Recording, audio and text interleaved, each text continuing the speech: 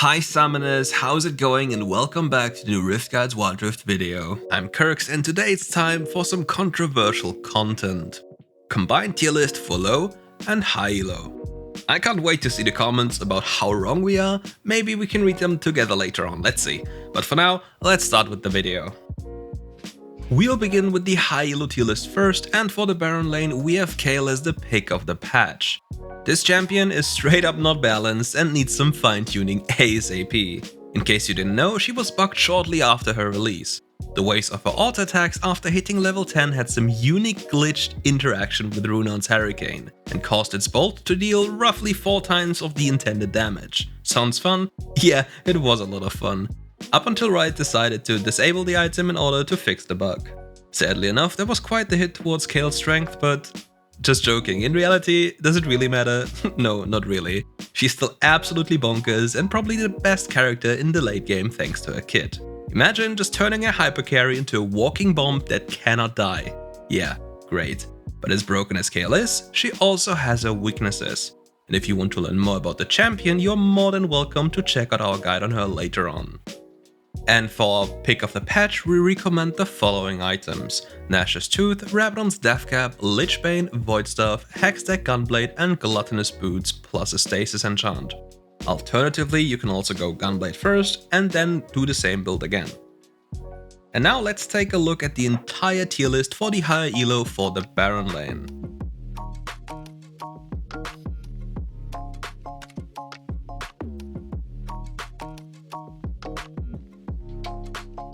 Next up for the jungle role comes Morgana. Finally another AP option for this role. But here's the deal guys, this champion can do something most other champions cannot do.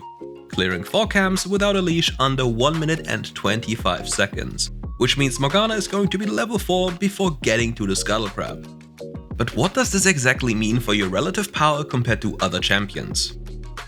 Every level up grants us stats which we'd usually buy with gold, be it armor, HP, attack damage or something like magic resistance. So let's say you gain up to 75 health for a level. Which item comes to mind that grants us 150 health and how much does it cost again? Right, it's a ruby crystal for 500 gold. Just by leveling up, we gained the HP value of about 250 gold and it just doesn't stop there. Remember, a lot of other stats also increase with every level up. Base stats matter, and they matter more than you think. Ever ask yourself why weak side Baron laners seem to be the most overtuned champions in the game? Check their base values, be it stats or the numbers on their spells. Stuff is really wild. But what makes Morgana a strong and viable champion in the jungle apart from her clear? For one fact, that she's a ranged champion can help a lot. Attacking the enemy with red buff in the early game as a ranged champion is really fair. Not only that, she has also tools to lock you down and capitalize on the fact that she's constantly slowing you with that red buff. Another nice thing is also that she's able to help the laners push very quickly depending on the situations. Nonetheless, you have to be very careful when you want to play her. Place down early vision, and especially when you transition towards a Gromp and Blue multi-camp clear, you have to be very aware of what is happening around you as you're in your most vulnerable state yet. Interested in learning more about the pick? No problem, we got you covered. Once you're done with this video, you're more than welcome to check out our Morgana guide. There you'll also learn more about her items, what she desires, and everything you need to know to be an insane Morgana player. To make it easy though, here are our recommended items for our pick of the patch. Rod of Ages or Luden's Echo, Rabadon's Death Cap, Void Staff, Infinity Orb, Morellonomicon, Lucidity Boots with a Proto Belt or Zhonya's Enchant. And here is our entire tier list for the jungle role.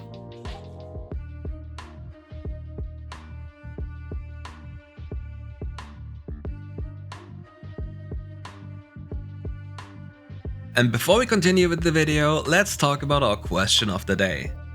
What are your opinions on the new Wild Pass? Let me know in the comments below and don't forget to leave a like and subscribe to the channel if you want more content in the future. With that out of the way, it's time for mid lane. Here we have Zed, the Masters of the Shadows, but what makes him so strong? His laning phase is rather weak before he hits level 5. Fortunately enough though, he is able to see us safely from range and also escape danger with his second ability. However, this won't be enough if you're constantly destroying your own wave. To be efficient with this champion, you want the wave as close to your tower as possible, at least for the laning phase. That way you're safe and can safely accumulate gold without exposing yourself to any risk. However, the moment you hit level 5, everything changes. Now even the most gruesome matchup is winnable with ease. Every enemy champion that used to bully you constantly now needs to fear for their lives. They cannot approach you in the same manner as they did before, and if they do so, you can just spam all your spells including your ultimate ability into their face and you'll hear them die after your ult pops. And trust me, once his head is slightly fed, fun for anyone but himself ends immediately. There are also a few things you have to think about when you're playing Zed. Your champion loves to side lane. You almost beat all other champions and can easily escape from any encounter. Also, something you need to consider is the concept of fake roaming and roaming in general. Staying mid lane is nice and all, but since you're part of the class of assassins, protecting your tier 1 tower mid lane isn't your desired mode to be played in. Look for proactive plays on other lanes and exert the pressure your champion is capable of. On that note, sometimes just leaving lane and waiting in a brush is enough. A lot of players will just run after you because they are afraid of being flamed by their own team. Oh my god, mid is sleeping again, that is perma roaming and you're AFK! Yeah, something like that. And for our pick of the patch, we recommend the following items: Humus Ghostblade, Black Cleaver, Cyrilda's Grudge, Infinity Edge and Solari Chargeblade, in combination with defensive boots or boots of lucidity plus a stasis enchant. And here is our entire tier list for the HighElo in the middle lane.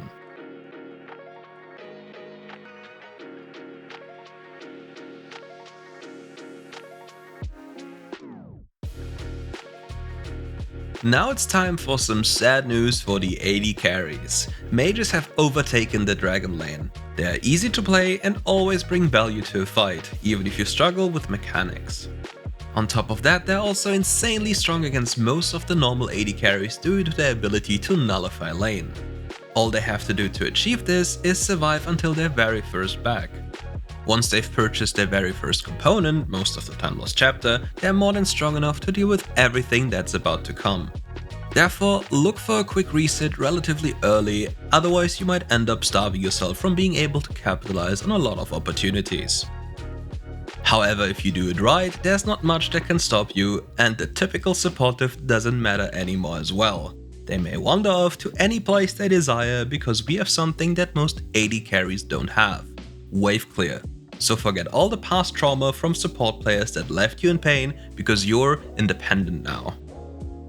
And to make sure that you have the easiest time of your life with our pick of the patch Orianna, build those items: Archangel Staff, Rabadon Staff Cap, Void Staff, Infinity Orb, Morellonomicon and Lucidity Boots with a Stasis enchant.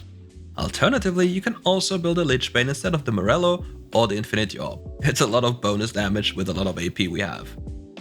And this is the entire tier list for the Dragon lane in the HighElo.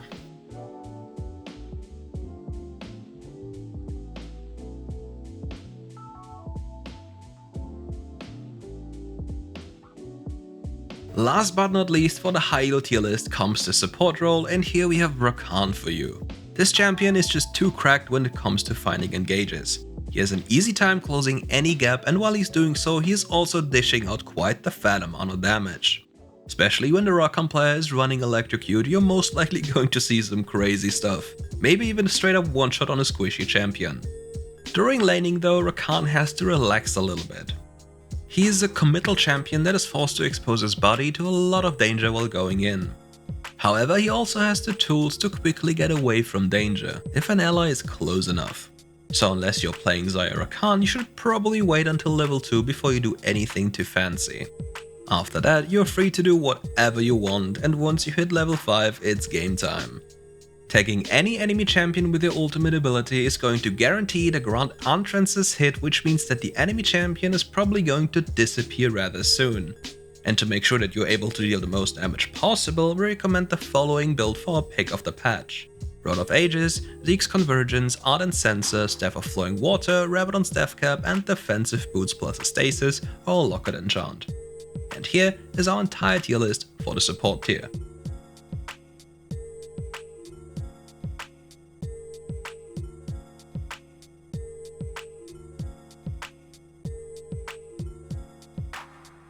With the HighElo tier list wrapped up, we are moving straight to the lower Elo tier list.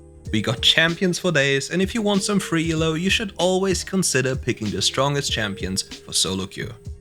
As per usual, let's start with the Baron lane, and here we have Renekton in the S tier for you. This lovely crocodile is not only strong but also insanely easy to play.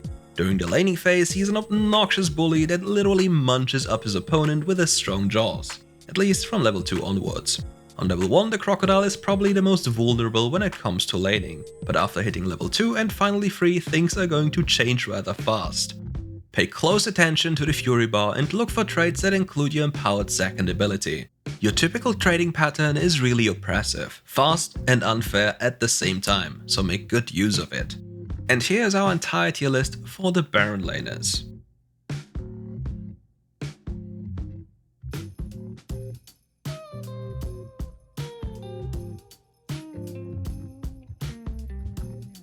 For the jungle role, we have an easy to execute pick that everybody hates playing against. It's Nunu and Willem in the A tier. This champion is more than just infamous for his never-ending barrage of ganks and annoyances. If that wasn't bad enough already, he's also getting super tanky over the course of the game and it becomes quite hard to kill him. In addition to that, it's also quite hard to avoid his ganks if you're not familiar with the way he can steer the snowball. For some practice and overall knowledge, I can only recommend hopping into the practice tool. Once you understand how it works, you can beat a Nunu and you can avoid the Nunu. Best of both worlds. And here is our entire tier list for the jungle.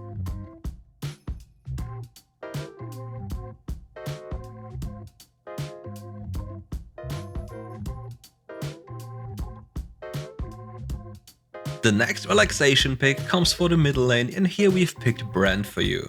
This champion is very intuitive to play and will almost always provide an insane value for your team. His laning phase is quite annoying to play against as he has decent range and crazy poke at his disposal. You also have to be very careful when he's running Electrocute. If he tags you with a stun and gets off a full combo, you're going to be in a very dire spot. You'll easily lose more than 50% of your maximum HP level 3, and if that happens, when the Brand has items, you're going to die 100 to 0 at any point. Luckily, however, you're the one playing Brand and you're going to have a great time as the game goes on. After the laning phase, your goal is to stay around mid lane as much as possible or group up with the team. Once you're there, you have to quickly remind yourself about the most important parts of Brand in a fight. Knowing when to throw your ultimate ability and how to sequence your spells. Opening up a fight with your ultimate ability only makes sense if you're able to hit more than one enemy champion with it. You want the most hits possible. And after the enemy champions are ablaze, you can reap the benefits of your empowered abilities. Be it a stun, increased damage or increased range. It's up to you how you can utilize those to achieve the best results. And here is our entire tier list for mid laners.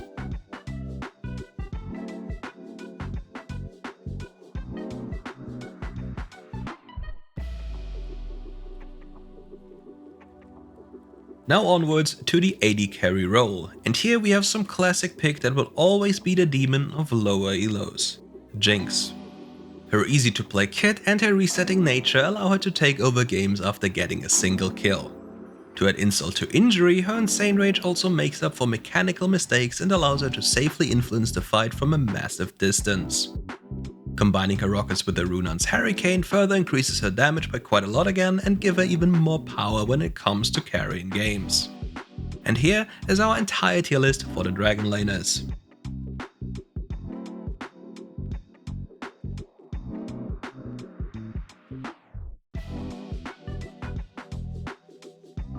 And before we end the video, we have one more role to cover, and that is support. For that role, we have Sona, a champion that scales heavily into the later stages of the game.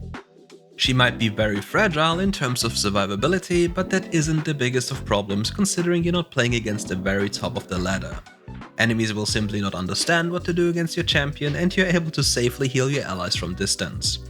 The only thing you need to do for that though is mana, so don't shy away from buying an Archangel staff on Sona, even when you're playing support. You really need it. After that, you may spam your spells to your heart's content and enjoy the victory. And now, for the last time, here's our entire tier list for supports.